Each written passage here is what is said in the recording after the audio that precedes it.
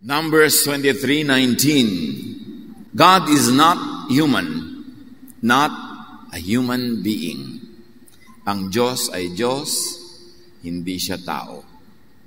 Know God? Can we really know God? How much can we know God?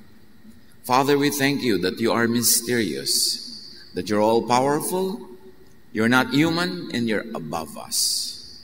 Because of that, we can rely on you, believe in you, and worship you. Sa sandaling ito, Panginoon, pakalinisin niyo po ang aming puso, ang aming isip. Dalisayin niyo ang aming mga layunin sa paglapit sa inyo at kami po inyong pagalingin, turuan, akayin, paliwanagan. Kayo ang mangusap, kayong mangaral.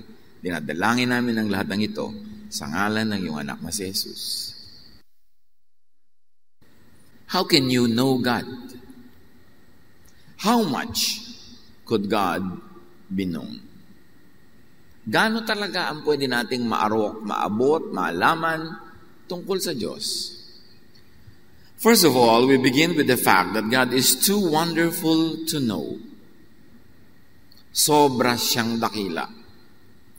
Parang isang bata na humukay ng isang dakot na size ng hukay sa buhangin sa tabi ng dagat. At sabi niya, ilalagay niya ang lahat ng tubig ng dagat doon sa hinukay niya. Ganon ang ating isip kaliit at ganon kalawak ang Diyos para lubos nating mapagkasya sa ating isip. God is too great to fit in one's mind.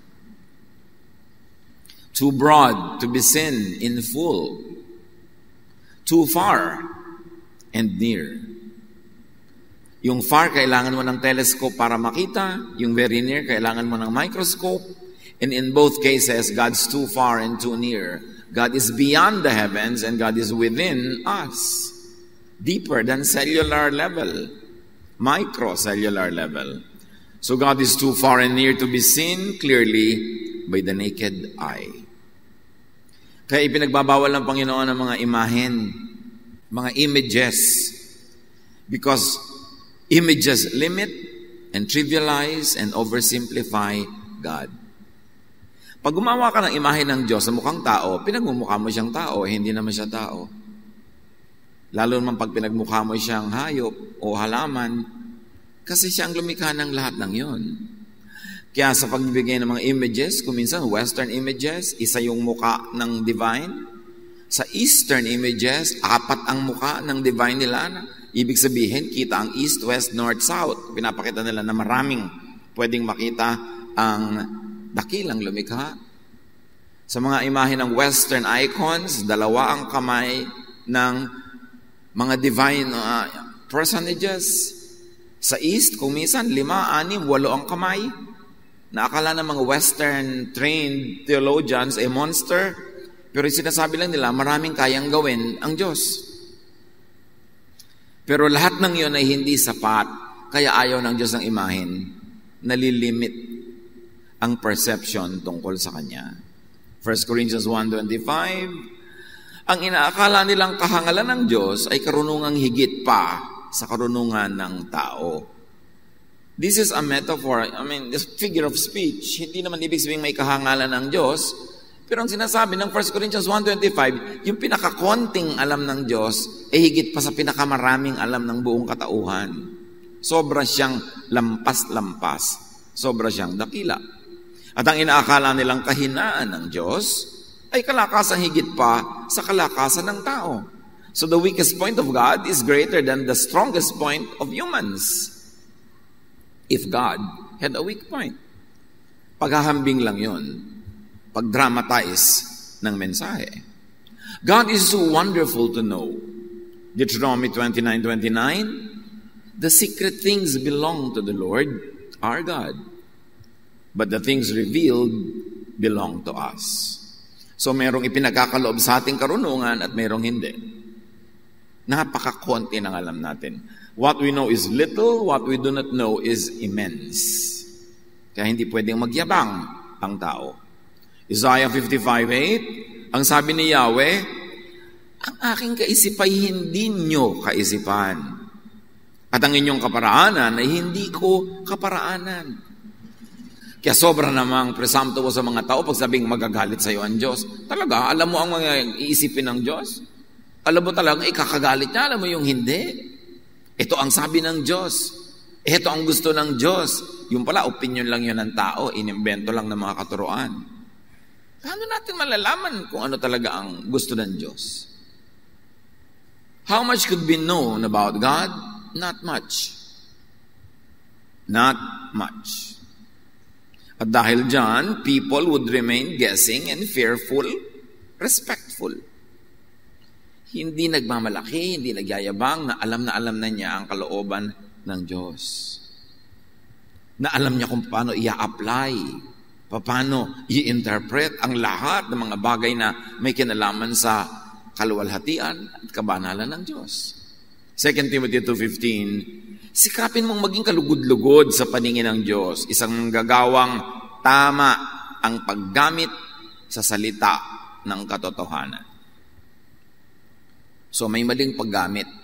Kasi sinasabi, sikapin mo maging tama ang paggamit mo. One knows that he correctly handles the word of truth by using the Jesus filter, which is love. Yung lahat ng mga doktrina, tradisyon, teachings, regulations, and laws, parang papadaanin mo yan sa prism, dapat ang lalabas na light, white light, which is love, Jesusness. Jesus is light, the light of the world. Pag ang basa mo, interpretation, application mo, hindi loving, pagdudahan mo kung tama ang iyong basa, interpretation, and application. At dyan babagsak ang napakaraming religious teaching. Hindi loving ang mga application. Katulad nung i-apply nila ang law sa babaeng nahuli sa pagsiping sa lalaki hindi niya asawa, i-apply nila yung law, ang ano yung law, babatuhin hanggang mamatay. Loving ba yun? Kind ba yun? So hindi ipinatuloy yun ni Jesus. Kaya ipinadala ang Panginoong Jesus para itama ang pagbasa ng law at ang application dapat loving. Lahat ng mga religions, nagkiklaim sila ang mayroong tama. Sila ang tama magbasa, sila ang tama ang interpretation. But Jesus is the filter. And how will you know which religious ideas to believe in, to subscribe to apply? Use the Jesus filter. Itatanong mo sa sarili mo, is my reading and interpretation and eventual application loving? Kasi kung hindi ka naman loving, sayang lahat ang religion mo. Nag-religion ka pa. Dapat susukatin, susuriin kay Jesus. How much could be known about God? Not much. Therefore, people should be tentative and humble. In knowledge, in theology, in philosophy, in doctrine.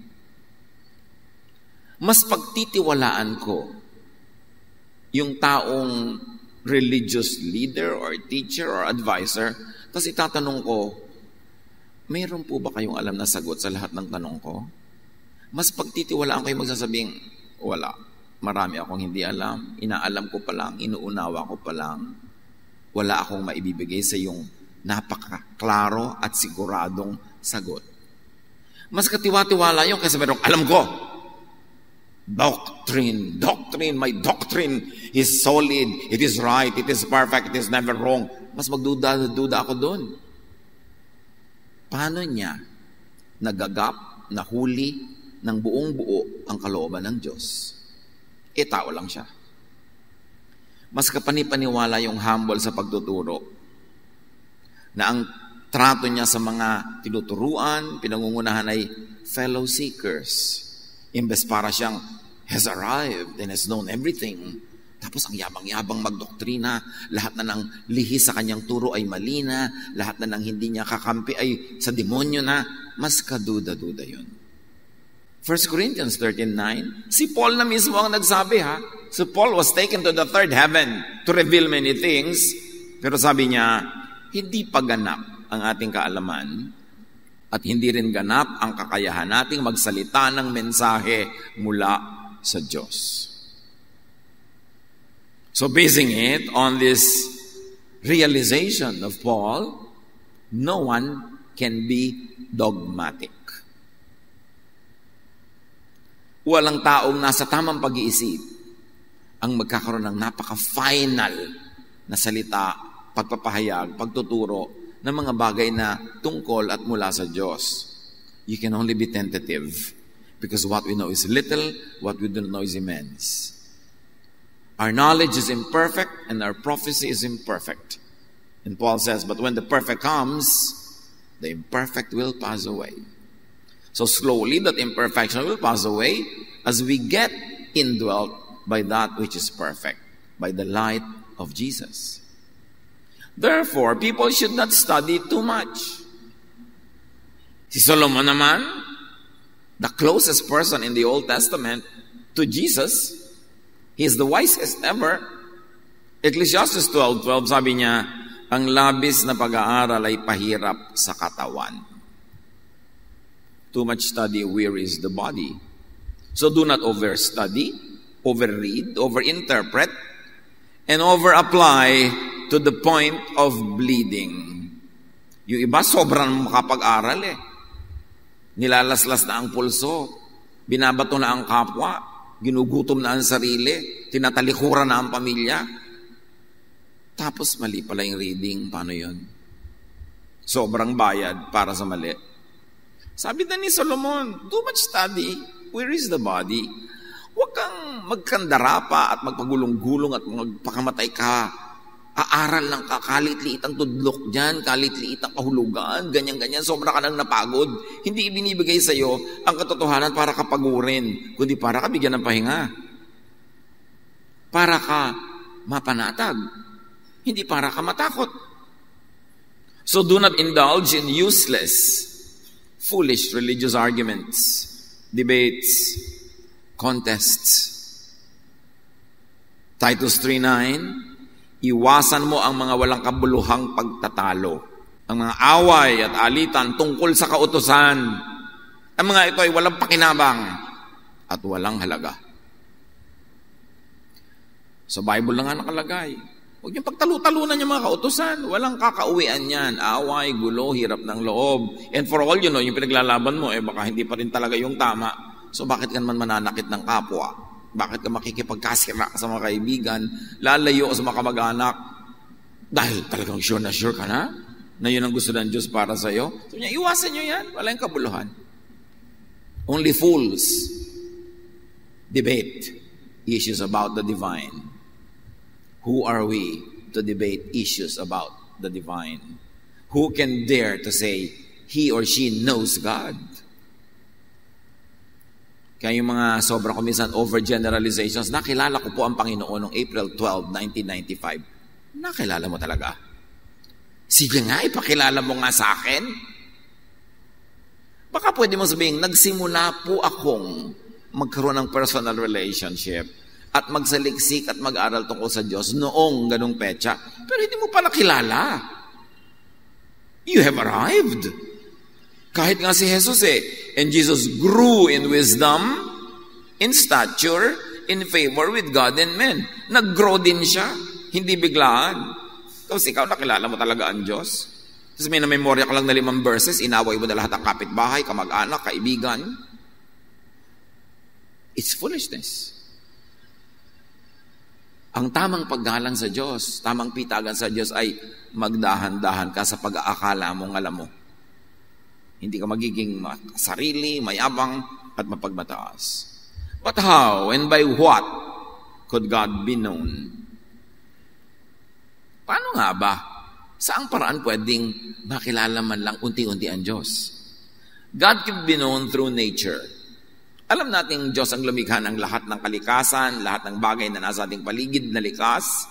So, sa pagtingin mo sa nilikha, meron kang clue tungkol sa lumikha.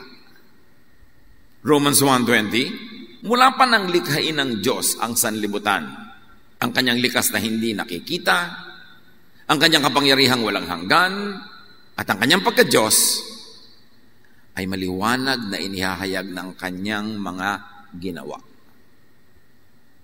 So, susunod ka sa utos ng Diyos.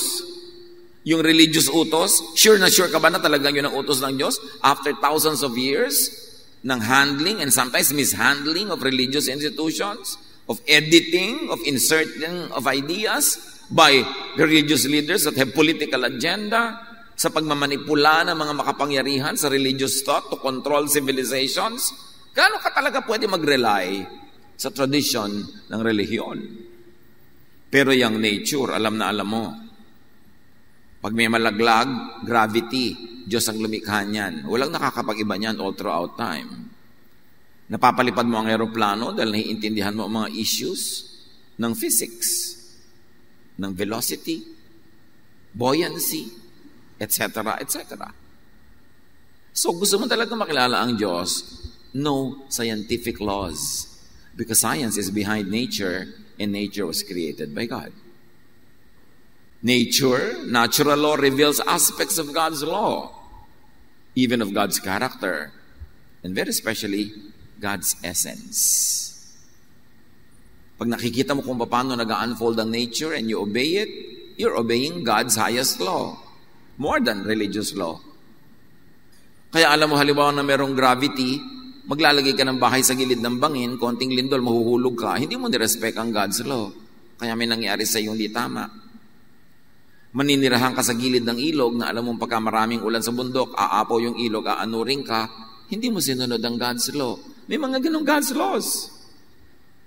Pagod na pagod ka na, hindi ka nagpapahinga, yung katawan mo bibigay, magkakasakit, hindi mo sinunod ang God's law. God's law of health or laws on health. Marami pa. Naninira ka, nagchichismis ka, sumasali ka sa mga intriga, tapos nasaksak ka, namatay ka, you did not obey God's law na you should not create enemies, needless enemies. Hindi ka nag-iingat. So beware of theology that opposes God's natural law. Theology that opposes God-given natural feelings, wants, and even desires. At dyan naging magaling ang napakaraming relihiyon in the past thousands of years to demonize legitimate, God-given human desires. God ang lumikha sa atin. God ang nagbigay sa atin ng mga senses. God ang nagbigay sa atin ng sensuality. God ang nagbigay sa atin ng ating appetites. These are all tools for survival, for procreation, for continuous existence. Pagkatapos, umuso yung self-denial, gutumin ang sarili, pahirapan ang sarili, masamain ang lahat ng gusto mong masasarap na bagay. It's against natural law. So you would know that religious thought could sometimes oppose God's natural law. So dapat alam mo kung saan ka susunod para hindi ka lito. And God can be known through prophets also, but only very vaguely and up to a point. Kung napakalaki at napakalinaw ng pagpapakilala ng Diyos sa pamamagitan ng kanyang mga nilikha sa kalikasan, nagpakilala din naman siya sa mga pahiwatig, mga bulong-bulong, bugtong-bugtong sa mga propeta. Hebrews 1:1, noong una, nagsalita ang Diyos sa ating mga ninuno sa iba't ibang panahon at sa iba't ibang paraan sa pamamagitan ng mga propeta. Kaya lang yung mga bigay sa propeta, kung minsan panaginip, paggising niya, baka mamaya hindi na accurate ang kanyang interpretation or recollection. Minsan mga dumadaang tinig, minsan mga pahiwatig, na subject pa rin to the interpretation of the prophet. And then, syempre, kung na-interpret man tama ng prophet, yung prophet ay may nakinig sa kanya, yung nakinig sa kanya, nagkwento sa nakinig sa nagkwento, nagpalipat-lipat ang mga bibig at tenga hanggang mamaya, nagkanda iba-iba na yung teaching. And that's what we have. Oral traditions of teachings. For thousands of years, they were oral, verbal, not yet written, kasi hindi pa na-invento ng taong pagsusulat. And then, isinulat lang much later. Gaano karami sa mga original revelations given orally and delivered and preserved orally were really preserved correctly, and how correct were they preserved? How correctly? Tapos nung naisulat, isinusulat nila sa mga balat ng hayop, sa mga dahon, sa mga nabubulok na bagay, so ililipat na naman sa bagong material after a few years. Gaano ka-faithful ang mga transfer niya, ng mga transcriptions? Kaya dapat may pang-validate ka. Ito bang binabasa ko talaga, reliable pa to? At ang ating reliance is on the Jesus filter. Jesus was sent to correct every mistake, to shed light on everything, to be the way to God. So sa kanya mo sukatin ang lahat. At pag hindi Jesusness, hindi loving, hindi kaya yung reading, pagdudahan mo na. Now, some situational instructions were known through Moses and the other prophets. But what God really wants people to know, God revealed through Jesus. Puta-putake, kapra-kapraso, bugtong-bugtong, bulong-bulong ang ibinigay sa mga propeta. But God could be known by and through Jesus. John 1:17. Ibinigay ang kautusan sa pamamagitan ni Moses. Ngunit, dumating ang kagandahang loob at katotohanan sa pamamagitan ni Jesucristo. Make clear choices dito. Kautusan or katotohanan and kabaitan? Saan ka? Moses or Jesus? Saan ka? Napakalinaw nung ginawang choices sa Gospels. Kaya yung sobrang mga maka-Moses, maka-tradisyon, maka-temple, pinatay si Jesus. Hebrews 1:2. Ngunit sa mga huling araw na ito, siya'y nagsalita sa atin sa pamamagitan ng kanyang anak. Noong daw mga nakaraan, bubulong-bulong, sasali-salita, bibigay-bigay ng kapra-kapraso mensahe ang Diyos through the prophets. Pero nung panahon ni Jesus, nagsalita na ang Diyos ng derechahan, malinaw, explicit, through Jesus, His Son. Hindi naman biological son yun, kaya nga yun ay pinoproblema kung bakit naging karoon ng anak ang Diyos. Ibig sabihin lang kung ano ang Diyos yun si Jesus. Genetically, spiritually, essentially, kung ano ang Ama, yun ang Diyos. Colossians 1:15, the Son is the image of the invisible God, the firstborn over all creation. And of course, this is not a physical image. If I may add a few clarifications, the qualities, the thought, and the teachings of the Son, that is the image of the invisible God. Gusto mong makita ang imahe ng Diyos Ama sa langit? Tingnan mo hindi yung itsura ni Jesus kasi nagkatawang tao. Tingnan mo yung itinuro niya. Yung ibinigay niyang halimbawa, yung kanyang mga ideya. Yon ang perfect image of God that God wants revealed to us. I think hindi pa yun ang buong image ng God. Pero yung gusto niyang malaman natin, sapat na ipinaalam niya through Jesus. John 1:14, the Word, referring to Jesus, became a human being. The idea of God, the idea about God, the Word, became a human being and lived here with us. We saw His true glory, the glory of the only Son of the Father. From Him, all the kindness and all the truth of God have come down to us. So by saying from Him, ibig sabihin, all the others, hindi sila ang dinaanan ng kindness and all the truth of God, but Jesus. That's why dapat ng turo ng lahat ng religious people, lahat ng religion, lahat ng practices, padaanin kay Jesus, because Jesus is the image of the invisible God. He is the measure of all things.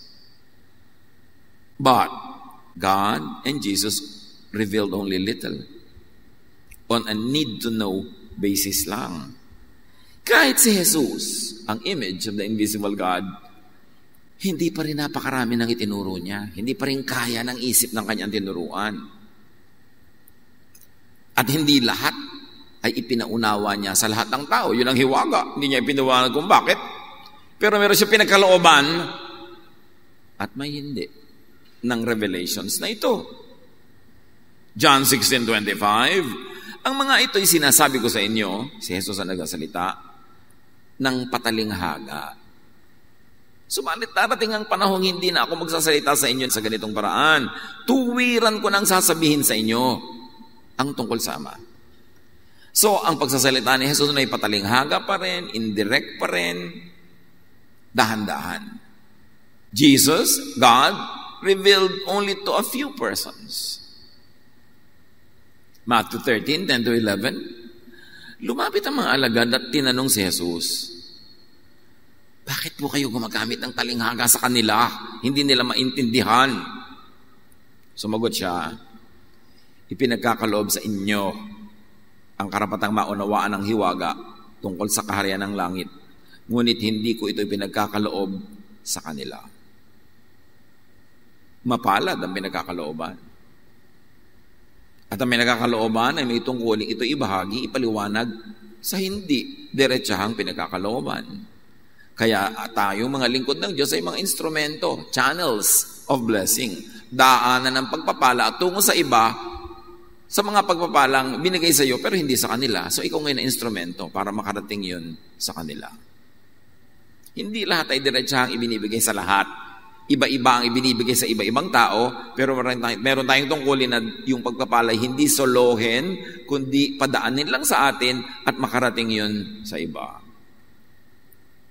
Kami mga binibigyan ng pagpapalang magaling magturo, merong magaling namang mag-advise, merong magaling naman na magpalakas ng loob, merong magaling na tumulong practically, iba-iba. Para tayo ngayon na maging extensions of God to reach other people. God revealed only to a few persons, and even to His disciples did not always understand much or fully. Sa kanila na nga ibinibigay, hindi naman nila rin laging naintindihan. Luke 9:45, ngunit hindi nila ito naunawaan sapagkat inilihim sa kanila ang kahulugan nito. Natakot naman sila magtanong sa Kanya kung ano ang ibig niyang sabihin. So hindi naman lahat ng sinabi naintindihan pa rin. Tapos sa lahat ng narinig, the disciples also wrote down only a little. Hindi naman lahat ng narinig nila, sinulat nila eh. John 21:25, at marami pang ginawa si Jesus na kung isusulat lahat, sa palagay ko'y hindi magkakasya kahit sa buong daigdig ang mga aklat na maisusulat. So only very little of what was revealed was written down. Bakit? Para hindi rin solohin ng mga disciples at hindi solohin ng mga writings nila ang talastasan sa pamamagitan ng Diyos at ng tao. That God would continuously engage to deal with people directly. God can deal with us through the written word. God can deal with us through the prophets and through the gospels and through the disciples.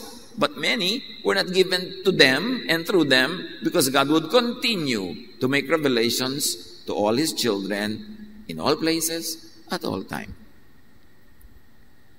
Kaya sabi niya, hindi nyo kaya maintindihan to lahat, but I will send the Holy Spirit who will explain things to you.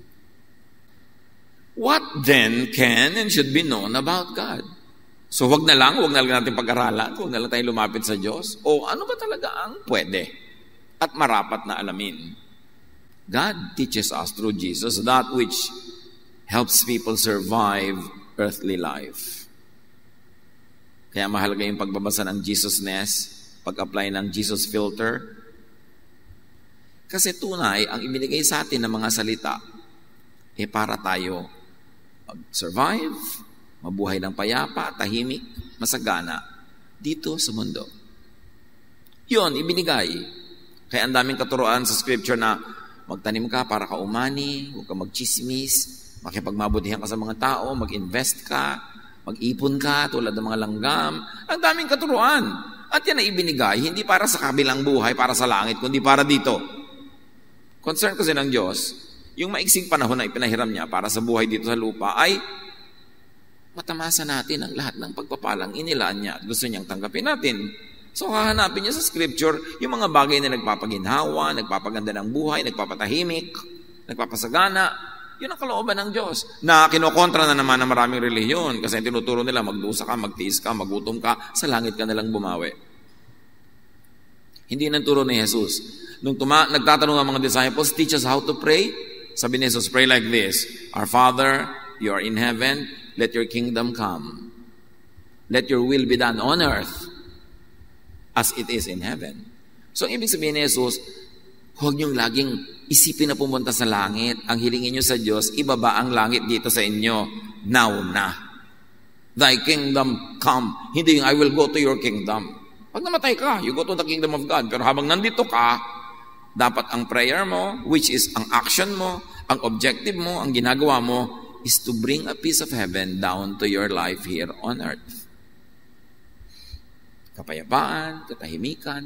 Yun ang kingdom of God, hindi yung isang physical, political kingdom, kundi paghahari ng Diyos sa iyong buhay. Hindi kaharian, kundi paghahari sa iyo. Na ang bunga, tahimik ka, payapa ka, maayos ang buhay mo. Yun ang concern ng Diyos para sa iyo. Kaya kayo nilagay dito sa mundo, hindi para parusahan ka lang dito, para ihanda ka sa langit. Hindi dapat hindi ka na tinanggal sa Kanya, nandun ka na lang forever, because our spirit came from God. And then it will go back to God. Ba't ka pa pinadala dito para lang parusahan? No. Para tamasahin mo in a physical way ang mga physical creation ng Diyos na hindi mo ma-enjoy in a physical way when you are in your spiritual body in a spiritual heaven. So dapat na-appreciate mo yung life here on earth. So what can be known about God? That which helps people find and follow God's laws into eternal life. So dalawa yon, here and there. And the way to eternal life is Jesus. The way to the kingdom of God is Jesus. The way to the kingship, lordship, reign, rule of God in our lives is to apply Jesusness. So alam mo pinaghaharian ka ng Diyos, hindi ko alam mo lahat ng doktrina, hindi kung ikaw lang ang ligtas, kung ang yapang-yapang mo, hindi yon. Pinaghaharian ka ng Diyos kung ikay maibigin. Because the kingdom of God and the rule of God is all about love and peace and rest. At ito sobra-sobra na natin pinapaulit-ulit. Siguro pag nag-quiz tayo ngayon, 100 downgrade yung lahat. Magdudugo na nga mga tenga nyo, kauulit ko ng love, di ba? Baka sabi nga ng iba, ito ang message dito, love na naman. Kasi nga hindi natin naiintindihan kahit tayo paulit-ulit. Hanggang hindi ka pa loving, hindi ka pa tinatablan ng salita ng Diyos. Minsan nga baligtad pa yung talab nung nakapag-aral, yumabang pa, naging judgmental pa, naging separatist pa, naging self-righteous, di baligtad ang talab. Negative. Now, how not to know and teach about God is important to understand. Paano ba ang hindi dapat na paraan ng pagkilala sa Diyos at pagtuturo at pagpapakilala tungkol sa Diyos? By man-made doctrines that oversimplify God. Ayaw ng Diyos niyan. God doesn't like that. Itong gusto ng Diyos para sa iyo. Oversimplification lahat yan. Kasi yung mga sinasabi natin ayaw ng Diyos, kahit sa Bible, may mga instances na pinayagan niya, may instances na hindi. So alin doon? Hindi naman natin nakikita na iginagalang at minamahal din ng Diyos yung sitwasyon ng tao, kaya hindi laging ito para sa lahat ng panahon, lahat ng oras, lahat ng sitwasyon. Meron ding pag-a-adjust na ang ending dapat yung alin ba ang ikakabuti mo. Hindi napasama ka na sa pagsunod niya, napagod ka na, nagdugo ka na. Sabi, ano bang makakabuti sa'yo? Matthew 15:9, Jesus says about God, sabi ng Diyos, it is useless for you to worship me when you teach rules made up by humans. Sabi ng Diyos at nirepeat ni Jesus sa Israel, lalo sa mga leaders ng religion ng Israel, baliwala ang pagsamba nyo sa akin, kunwari, kung itinuturo nyo naman yung mga inimbento nyo lang na doktrina. So maraming imbento, kahit yung temple, kahit yung mga priest, kung hindi nga ba, sasabihin nyo ng Diyos at i-quote pa ni Jesus. Paano kung ang pinagkakahirapan mong sundin, imbento lang pala, di lugi ka naman. Kaya napakahalaga nga nung Jesus filter. How do you not know and teach about God? By over-particularized do's and don'ts. The kingdom of God is not about do's and don'ts. Don't wear this, don't eat that, don't sing this. Hindi ganon. The kingdom of God is about loving God and loving one another. Kung minsan sa dami ng do's and don'ts, naging unloving ka na, baligtad ang effect. Namatay na ako nakasama ni Kristo at hindi na ako sakop ng mga alituntunin ng mundong ito. Bakit pa kayo sumusunod sa mga alituntuning tulad ng huwag hahawak nito, huwag titikim niyan, huwag gagalawin yon? Ang mga ito'y utos at katuruan lamang ng tao. Sabi niya, kay Jesus na ako, tapos pinagbabawalan mo pa akong isuot ang gusto kong isuot, pinagbabawalan mo pa ako sa haba ng aking buhok, pinagbabawalan mo pa ako kung anong pwede kong kainin, saan ako pwede pumunta, sinong pwede kong pakinggan. Lahat yan, sabi niya, imbento ng tao. Para sarilinin, solohin nila ang control sa kanilang mga followers. Sabi, namatay na ako tulad ni Kristo. Namatay na ako sa control ng law. Nabuhay na ako tulad ni Kristo. I'm now free. Bakit mo na naman ako ipinapasa ilalim sa kutakot-takot at sangkatermang do's and don'ts? Very clear. How not to know God and teach about God? Not by exclusive religious franchise. Alam natin yung franchise. Pag franchise ka ng isang brand ng pagkain, ganito dapat ang timpla ng iyong juice, ganito dapat karami ang asin ng iyong hamburger, ganito dapat kahaba ang mga patatas na naglalawitan sa mga lalagyan, ganito dapat ang itsura ng uniform ng mga nagpapaserve, ganito dapat, ganun dapat. Yun ang franchise. But how do you not teach about God? By exclusive religious franchise. Yung nagsasabing, kami lang ang tama, lahat mali. Kami lang ang ligtas, wala nang iba. Yun ang mga exclusive. Paglabas sa amin mali, kolorum, evil. Pati mga disciples ni Jesus, guilty dyan sa franchise. Dahil sobra silang excited na malapit sila kay Jesus, nakakagawa sila ng mga himala dahil in-empower sila ni Jesus. Akala nila sila na lang ang anak ng Diyos. Mark 9:38-40, sinabi sa kanya ni Juan kay Jesus, Guro, nakakita po kami ng isang tao nagpapalaya sa mga demonyo sa pamamagitan ng inyong pangalan. Di ba dapat kami lang ang gagawa nun? Pinagbawalan namin siya dahil hindi natin siya kasamahan. Hindi siya member ng ating religion, ng ating sekta, ng ating grupo, ng ating department. Hindi sila pwede magpalayas ng masasamang espiritu sa ngalan nyo, kami lang. Ngunit sinabi ni Jesus, huwag ninyong pagbawalan. Sapagkat ang taong gumagawa ng himala sa pamamagitan ng pangalan ko, ay hindi magsasalita ng masama laban sa akin pagkatapos gawin ito. Sapagkat sino mang hindi laban sa atin, ay panig sa atin. Nakita nyo kay Jesus, hindi lang kayo ha. Ano, lagi ko lang kayong kasama, inisip nyo, kayo na lang? Sabi niya, I have other sheep that are not of this fold. Maraming anak ang Diyos sa lahat ng lugar, hindi lang yung nasa Israel, hindi lang yung member ng grupo natin. Walang limitasyon ang Diyos, hindi siya nababakura ng relihiyon, hindi siya naaari ng anumang religious group or franchise. God will bless whom He likes to bless, God will reveal to whoever He likes to reveal, and God will save whoever He likes to save. It's not only through one specific group. And yet, lahat ng claim to fame ng halos lahat ng religion, sila lang ang tama, sa kanila lang dadaan ang kaligtasan, at pag wala ka sa kanila, di ka maliligtas. Jesus says, sa inyo na invento yan. Sinosolo nyo ang langit? Kayo lang ang may lisensya? Wow! Sabi ni Jesus, no. Pag nagtuturo, nagpapalayas ng espiritu, ibig sabihin nagpapalaya, trabaho ko yan, kahit hindi through you. So ang tunay na dinadapuan ng katotohanan ng Diyos through Christ will treat fellow searchers with respect, with consideration, and in humility. Walang kami lang. Walang tayo lang. But according to studies, there are people who are genetically inclined to want that kind of arrangement. Yung masaya sila pag sila lang. Pag sila lang ang tama, sila lang ang correct, sila lang ang ligtas. Kaya gustong-gusto nila yung mga ganong teachings, doon sila sumasali. Pero malinaw ang scripture, ha? Hindi yan ang style ni Jesus. When seeking, seek for Jesus and seek for His way.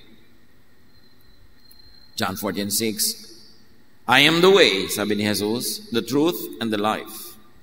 No one comes to the Father except through me.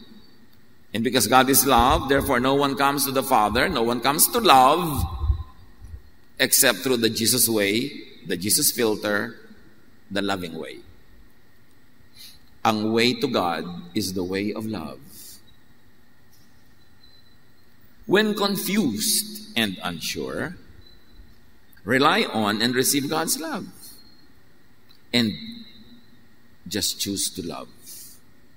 Nalilito kayo, paano ba ako makikipag-deal sa mga tao? Paano ako magbibigay ng payo? Paano nga ba? Kung hindi ka sure sa gagawin mo, just love. 1 John 4:7, mag-ibigan tayo sapagkat mula sa Diyos ang pag-ibig. Ang bawat umiibig ay anak ng Diyos at kumikilala sa Diyos. Hindi sinasabing ang bawat miyembro ng ganung relihiyon, ang nagpabautismo sa ganitong style, ang bawat, kahit sino, umiibig ay anak ng Diyos. So maraming anak ang Diyos na wala sa loob ng religion mo, nasa iba. Baka nga wala pa silang religious label. Pero pag umiibig, anak ng Diyos. Pero kahit gaano ka-strong ang religious identity and identification, pag hindi maibigin, hindi anak ng Diyos. So itanong mo sa katabi mo, kaninong anak? Sagutin niyo. Pag hindi anak ng Diyos, anak ni, alam mo na. Pero religyoso. Sa ulo lahat ng verses. Pero hindi loving, hindi anak ng Diyos. Huwag tayong magpaloko sa mga teaching. Ang linaw nila ng Bible Binabaluktot lang nila para masolo nila yung mga espiritu, mga kaluluwa at mga tithes and offering. Pero sabi, sino mang maibigin? Anak ng Diyos.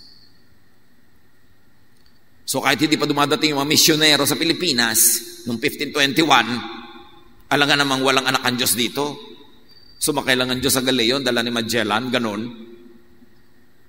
Lahat ng maibigin, ano man ang religious label, ay anak ng Diyos. Nasa Bible. Hindi naman mahirap makita.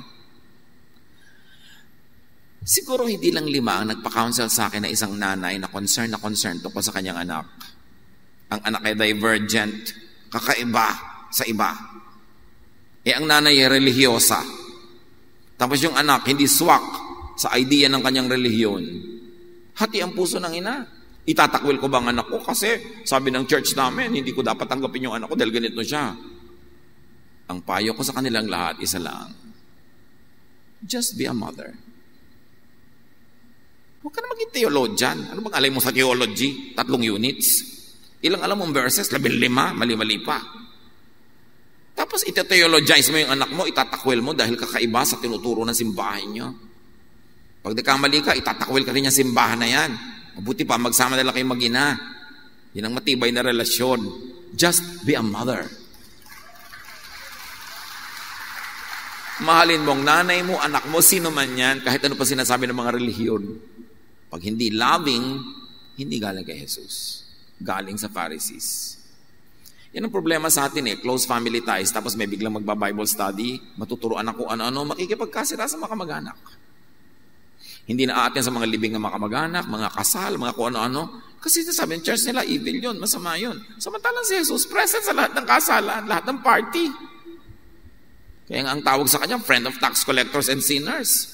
Sabi ng mga Pharisees, hoy, bakit ang amo nyo nakikisalo sa mga tax collectors and sinners? Tapos ikaw ngayon na sumusunod kay Kristo, makikihiwalay? Sino sinusunod mo? Di Pharisees. Nagiging unloving ang maraming nagba-Bible study. Pagka baluktot ang handling at hindi pinapadaan sa Jesus filter ang turo. Nagiging makasarili, sectarian, nagiging dogmatic, separatist, nagiging self-righteous, and judgmental. Lahat yan ay anti-Jesus. 1 Corinthians 13:3, and now these 3 remain. Faith, dakila yan. Hope, dakila yan. Love, but the greatest of these is love. Can you imagine that love is even greater than faith? That when you are loving, daig mo pa yung may faith. Yun ang highest level of faith. To be loving. And true love is inclusive. It is unconditional and not judgmental. Daig niyan yung faith. Daig niyan yung doctrine. 1 Peter 4:8, love covers over a multitude of sins. Ang pagmamahal ay pumapawi ng maraming kasalanan. Tulad ng mahal tayo ng Diyos through Jesus, napawi ang ating kasalanan. So kung mahal mo ang isang tao, mahal mo ang iiral, talsik, talbog, burado ang mga kasalanan niya sa tingin mo. Kasi love mo ang mangingibabaw. Love is the greatest commandment. It is the greatest doctrine of all. Kaya lagi nang gagalaiting, doctrine. Loving ka ba? Mark 12:28-31. One of the teachers of the law asked him, meaning Jesus, of all the commandments, which is the most important? The most important one, answered Jesus, is this: love the Lord your God with all your heart, and with all your soul, and with all your mind, and with all your strength. So physical, mental, spiritual love yan. Lahat-lahat na. The second is this: love your neighbor as yourself. There is no commandment greater than this. At yung neighbor na yon, hindi lang kapitbahay mo next door. Pag Israel ang kausap, ibig sabihin neighbor, Gentiles. Neighboring country, neighboring community, neighboring culture. Sabi niya, love your neighbor as yourself. Wala nang hihigit pang kabanalan kesa dyan sa maging maibigin ka. Pupunta ka sa church, may nadaanan kang may aksidente, nagugutom, tinulungan mo, na-late ka na tuloy sa church, that is greater than being present, tapos hindi ka naman loving. Love is the greatest. And yet, I see many religious people who have been blinded by doctrinal teaching na kahit may sakit yung kamag-anak, iniiwan sa bahay para magsimba siya. Ha? Ba't di mo alagaan yung nanay mo? Simba yan. Sumimbak na lang sa ibang araw pag gumaling na siya.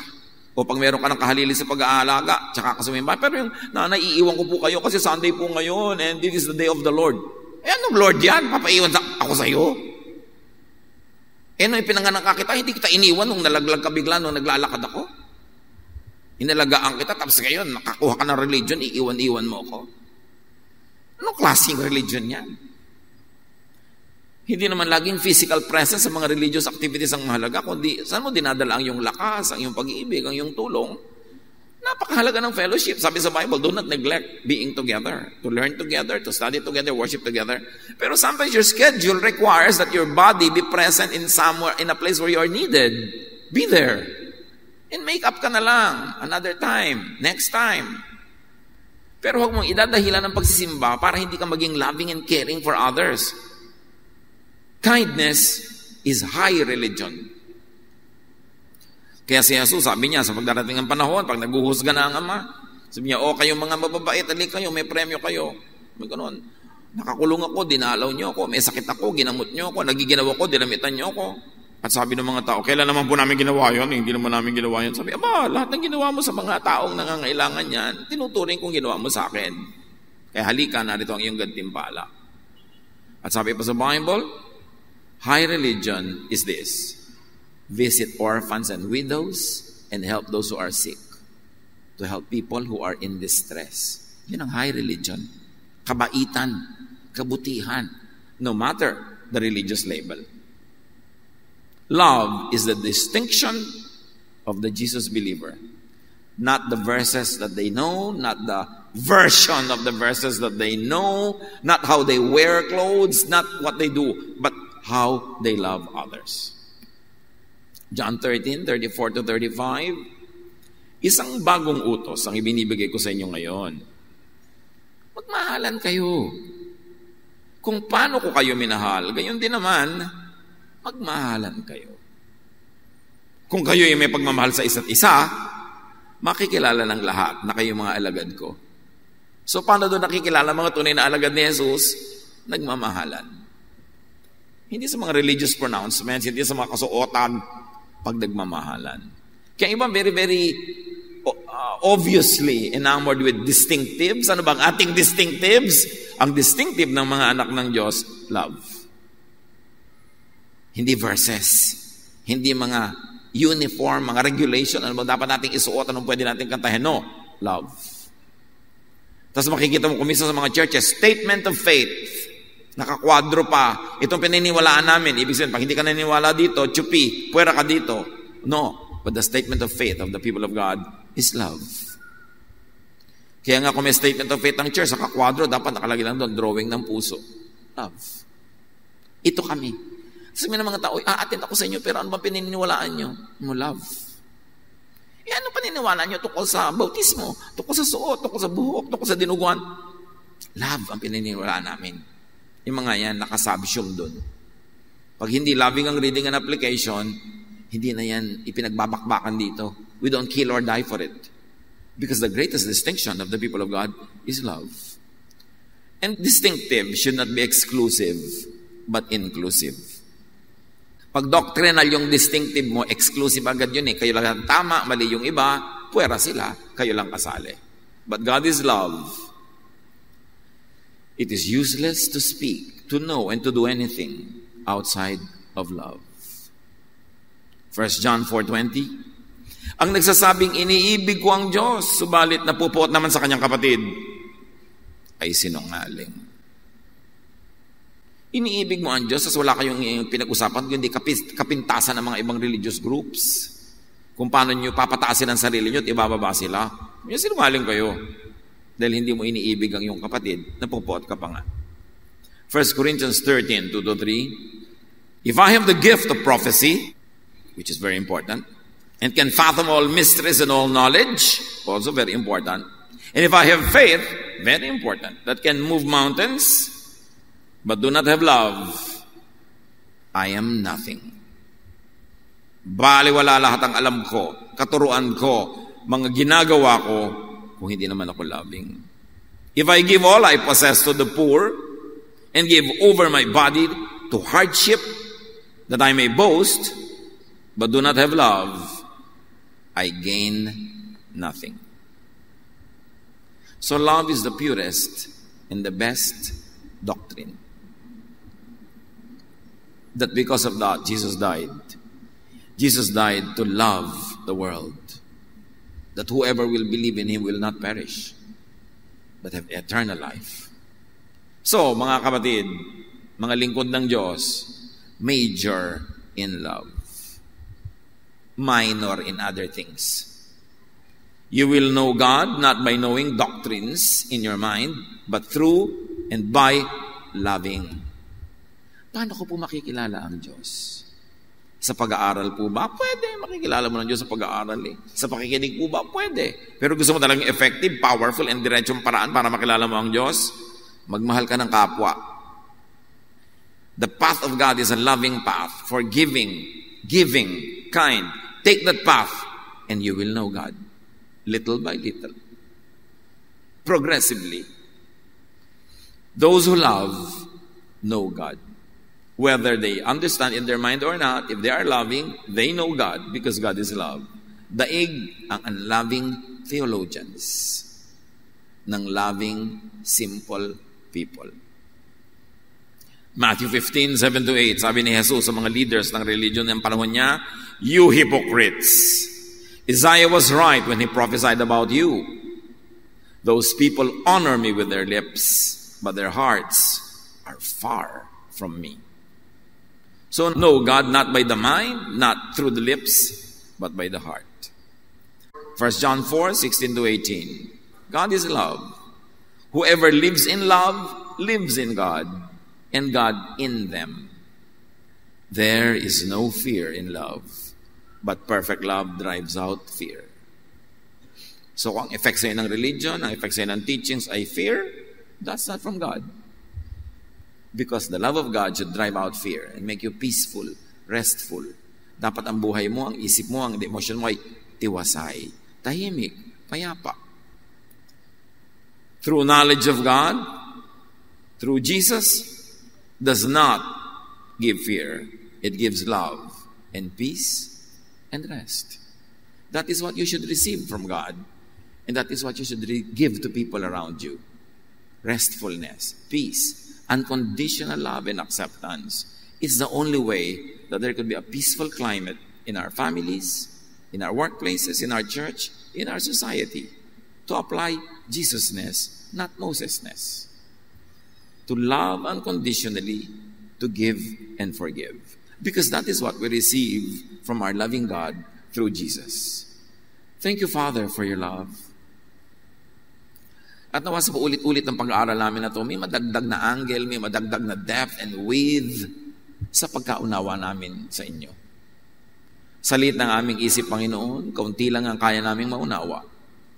At nawa, ang mauna namin at pangunahing maunawaan ay yung pagiging maibigin nyo.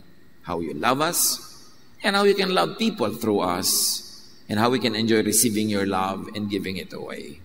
Pagbulay-bulayan natin ang mga application nito sa ating family life, sa ating workplaces, in our church, in our community, in our country. Lord, teach us how to apply this in our daily life, in our practical way of living. Be with the Lord in silent reflection and thanksgiving.